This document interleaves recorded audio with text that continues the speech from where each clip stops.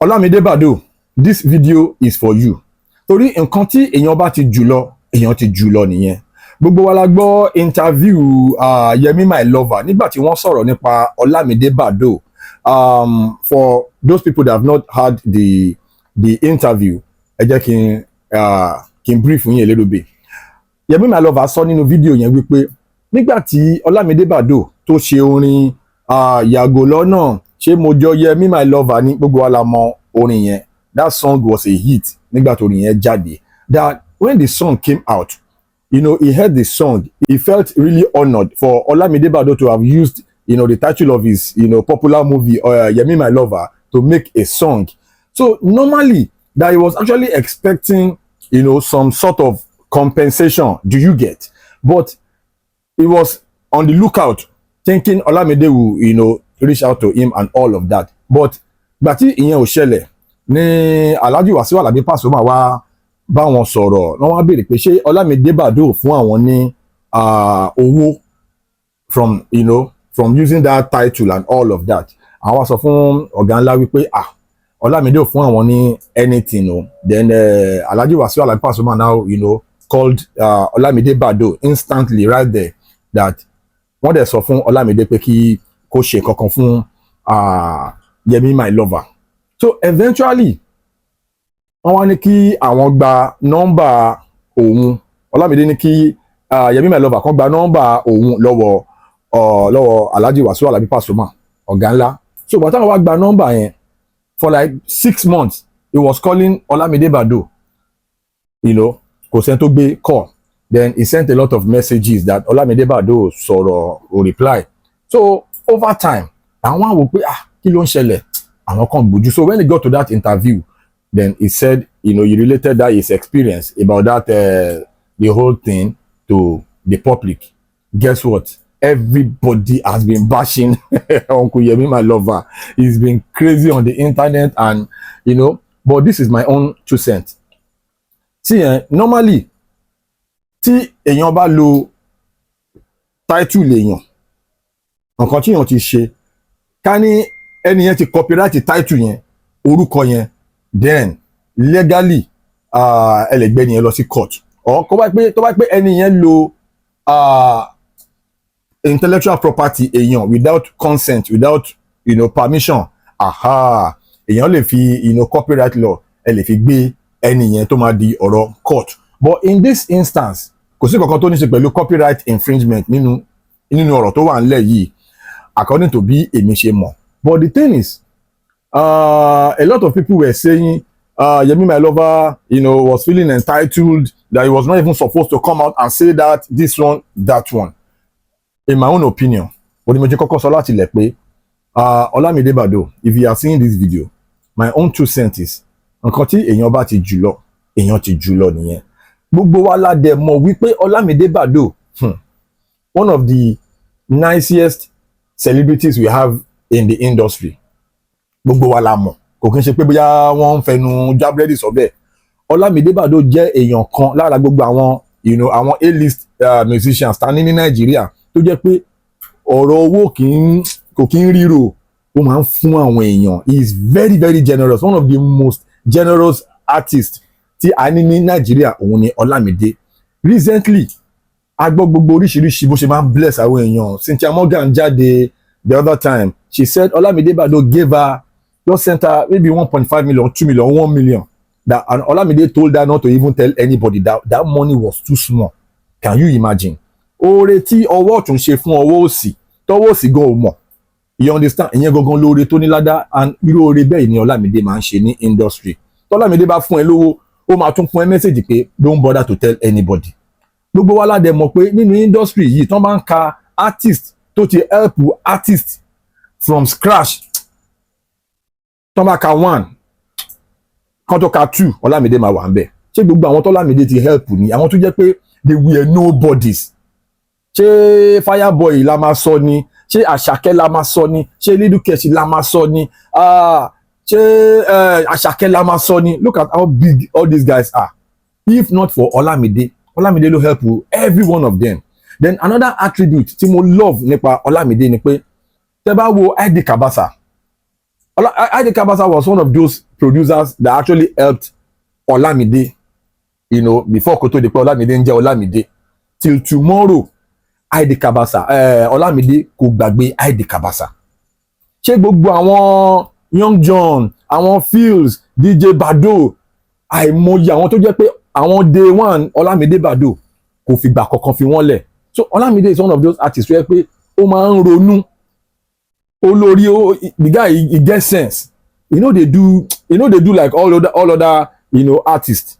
So gbàtọ́rọ̀ yẹn wá ṣẹlẹ̀, those are the things me I actually put into cognizance. So when people were saying Uncle Yemi my lover was actually feeling so entitled that he was not supposed to, the thing is we are not asking the right questions.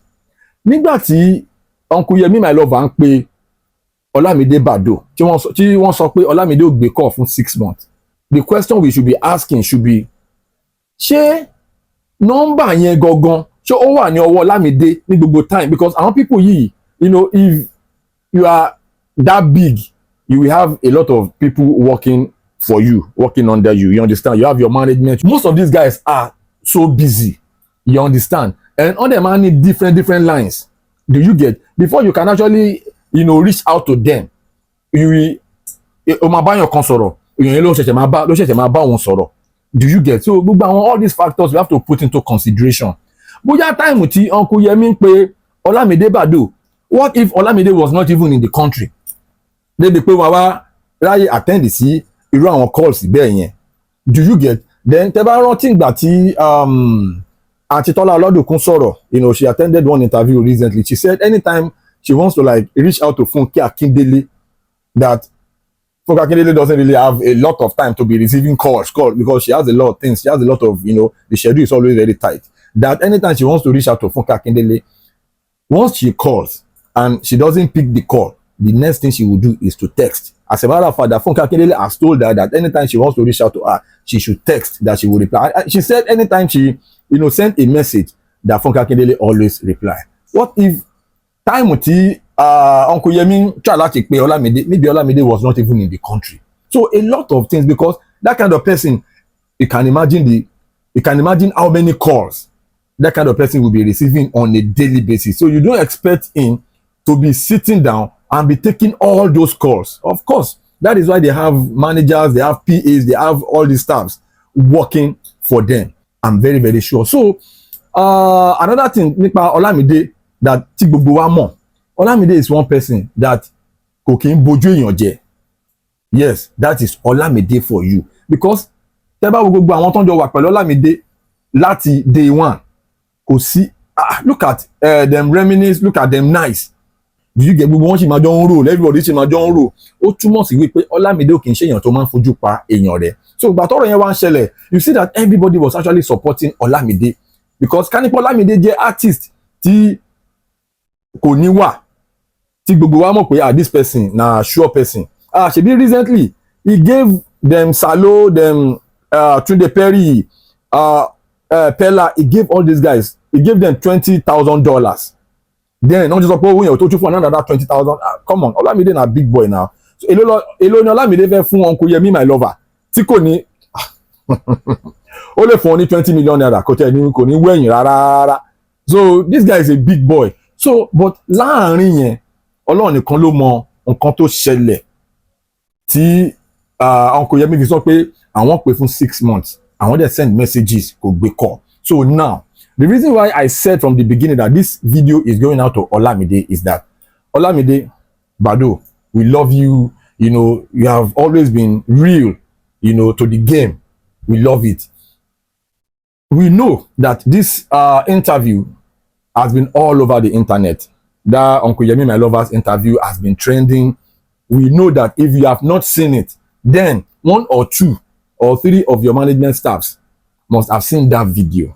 Do you get? Now, nǹkan tẹ́mi try láti sọ nínú fídíò yìí ni pé we are actually, pleading with you.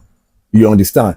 We know that tó fi lè mú Uncle Yemi jáde tí wọ́n fi sọ ọ̀rọ̀ yẹn, ó ń jẹ́ nǹkan tó ń dùn wọ́n ni. Ẹ jẹ́ ká wá wò pé àgbàlagbà ni ẹni yìí, gbogbo náà dẹ̀ la máa dàgbà lágbára Ọlọ́run. So if you feel that okay, ọ̀rọ̀ yẹn it don go, nǹkan tí wọ́n náà máa ṣe tó bá lè ṣe fún wọn, please do. Wọ́n ní mo ṣe sọ láti bẹ̀rẹ̀ pé nǹkan tí èèyàn bá ti jù lọ èèyàn ti jù lọ nìyẹn. One of the biggest hip hop artists in Africa ni Olamide, we know what's up.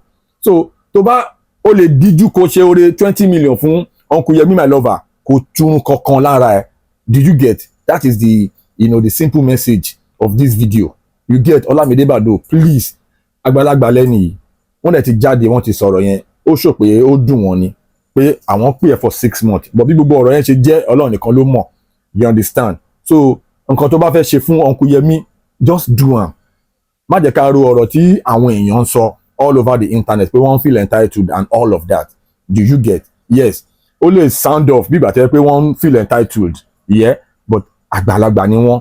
Ẹ jẹ́ ká wò wọ́n pé okay, you don do am, jẹ́ kí n gbójú pa bèrè áza wọn tẹ 20 meter tẹ 10 meter tẹ 5 meter sí wọn, kò sí nǹkan kan tó fẹ́ yọ lára ẹ̀. You get? Ọlọ́run ti gbàdúrà ẹ̀, so bó ṣe jẹ́ nìyẹn. Then for a lot of people that are actually saying a lot of things under the comment section, actually life yìí ìka ọ̀dọ́gba, let us have that at the back of our minds. I don't like to follow crowd mentality.